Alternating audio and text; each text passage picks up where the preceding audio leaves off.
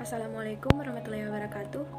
Perkenalkan, nama saya Nabila Nurul Inayah dari kelas BK1A dengan NIM 2104045020001 dari jurusan Psikologi Pendidikan dan Bimbingan, Program Studi Bimbingan dan Konseling, Fakultas Ilmu Pendidikan, Universitas Negeri Makassar. Materi yang akan kita bahas yaitu komunikasi sebagai landasan keterampilan konseling. Pertama, konsep umum komunikasi. Komunikasi tidak dapat dipisahkan dari setiap aktivitas yang dijalani oleh individu. Eksistensinya jauh menembus ruang dan waktu, untuk tujuan yang sangat bervariasi dan menyentuh segala aspek kehidupan manusia. Komunikasi merupakan salah satu kebutuhan dasar individu yang diperolehnya melalui interaksi dalam lingkungan sosial. Komunikasi menjembatani informasi dari individu ke individu yang lain atau kelompok. Komunikasi merambah ke segala bidang kajian, merasuk menjadi bagian penting dan bersenyawa dengan bidang tertentu. Proses persenyawaan yang sangat unik karena menghasilkan wujud yang akan tidak sama dengan lainnya. Komunikasi yang juga dikenal sebagai retorika merupakan ilmu pertama mengenai pernyataan antar manusia yang berkembang di Yunani dan Romawi. Retorika sendiri sampai sekarang masih dipraktikkan dalam segala bidang kehidupan, meskipun tidak dilandasi oleh hasil penelitian ilmu-ilmu baru dalam sejarahnya. Retorika merupakan bentuk minat filsafat yang terdapat komunikasi yang dijual oleh kelompok sofis kepada orang-orang Yunani.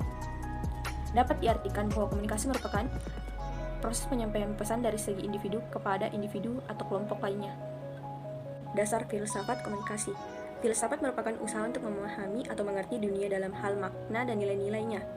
Bahwa filsafat bisa menggunakan bahan-bahan deskriptif yang disajikan bidang studi khusus dan melampaui deskripsi tersebut dengan menyelidiki atau menanyakan sifat dasar, nilai, dan kemungkinannya. Filsafat komunikasi bergerak pada situasi tertentu, momen tertentu, dan memberikan kontribusi tertentu bagi opini publik. Filsafat komunikasi memungkinkan perbedaan pendapat dengan penulis dan filsafat itu sendiri. Pendidikan tentang komunikasi sangat penting sebagai dasar filsafat. Beberapa alasan untuk pernyataan tersebut yaitu filsafat dan komunikasi berbagi prinsip-prinsip dasar. Prinsip-prinsip dasar filsafat berbagi dengan pendidikan sehingga merupakan dasar yang mau tak mau bersifat mutlak, berlaku untuk pendidikan kapanpun dan dimanapun. Prinsip-prinsip komunikasi adalah substantif serta regulatif bagi pendidikan. Salah satu aliran filsafat yang paling banyak berkontribusi terhadap kajian komunikasi adalah filsafat pragmatis. Aliran pragmatisme pada beberapa dekade terakhir memperoleh minat yang sangat besar dalam studi tentang komunikasi. Komunikasi sebagai modal dasar hubungan interpersonal. Komunikasi merupakan mekanisme ataupun alat dalam pengoperan rangsangan dalam masyarakat. Melalui komunikasi, individu mengembangkan diri dan membangun hubungan dengan individu lain ataupun kelompok. Hubungan individu dengan individu lain akan menentukan kualitas hidup individu tersebut yang dimoderatori oleh efektivitas komunikasi yang digunakannya. Beberapa fungsi umum komunikasi yaitu terkait dengan fungsi informatif, edukatif, persuasif, dan rekreatif. Fungsi informatif mengacu pada memberi keterangan, data, atau fakta yang berguna dalam segala aspek kehidupan manusia. Secara persuasif, komunikasi berfungsi sebagai alat untuk membujuk orang lain agar berperilaku sesuai dengan kehendak yang diinginkan komunikator. Komunikasi antar pribadi dapat dilakukan dengan penyampaian atau penangkapan pesan dalam dua cara utama yaitu pesan verbal dan non-verbal. Pesan verbal diwujudkan melalui bahasa atau linguistik dan pesan non-verbal tergambar melalui isyarat tubuh.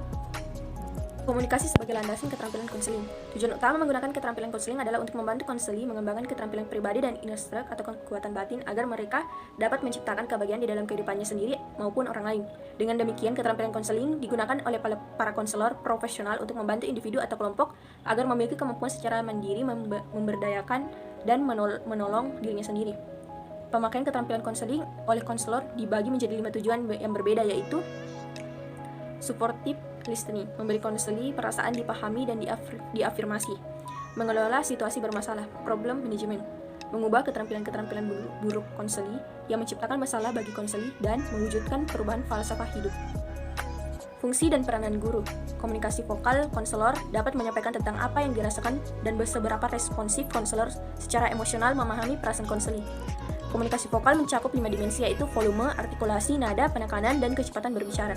Komunikasi tubuh terdiri atas pesan-pesan yang dikirim oleh anggota tubuh yaitu ekspresi wajah, tatapan, kontak mata, gestur, postur, dan posisi tubuh, pendekatan secara fisik, pakaian, dan cara berdandan.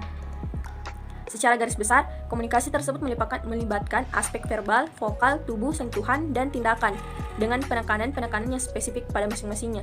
Keterampilan komunikasi konselor merupakan elemen utama dalam penyelenggaraan konseling.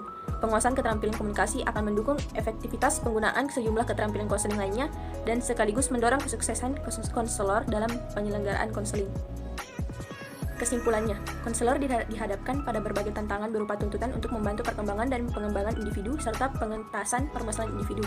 Dalam upaya untuk menghadapi tantangan tersebut, sudah semestinya konselor memperkaya diri dengan kelengkapan penguasaan berbagai keterampilan penyelenggaraan konseling. Keterampilan tersebut merupakan hasil dari rumusan kajian ilmiah berbagai pendekatan dari sumber dari multidisiplin keilmuan.